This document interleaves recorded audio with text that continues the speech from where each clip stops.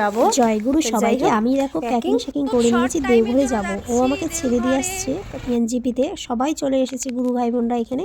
আর আমরা বছরের প্রথম ঠাকুরের সাথে দেখা করতে যাচ্ছি। খুব কম টাইমের জন্য যাচ্ছি, একদিনের জন্য। তো আমরা পরে আবার রিটার্ন করব সবাই একসঙ্গে। দেওঘরে এবার নিয়ে আমার দুবার হবে যাওয়া।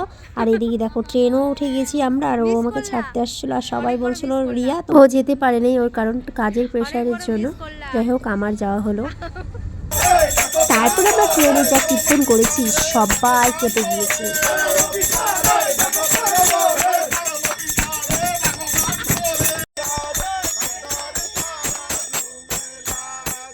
আমরা প্রায় গিয়েছিলাম 50 জনের মতন।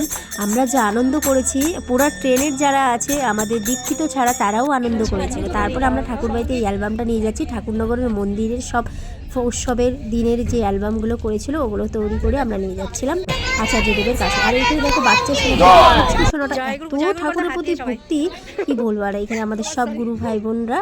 আর এদিকে দেখো সবাইকে আমি তুলছিলাম ক্যামেরার মাঝে। আর এদিকে দেখো অ্যালবাম দেখছে ঠাকুরের। হ্যাঁ জয়গুরু বলো,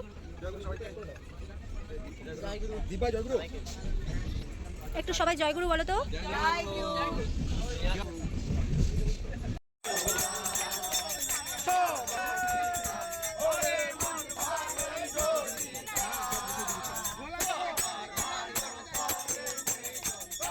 কীর্তন শেষের পথে আমরা রাতে খাবার নিয়ে এসেছিলো আমার গুরু ভাই বোন। আমি কিচ্ছু বানাতে পারিনি, আর ওদেরটাই খাচ্ছিলাম।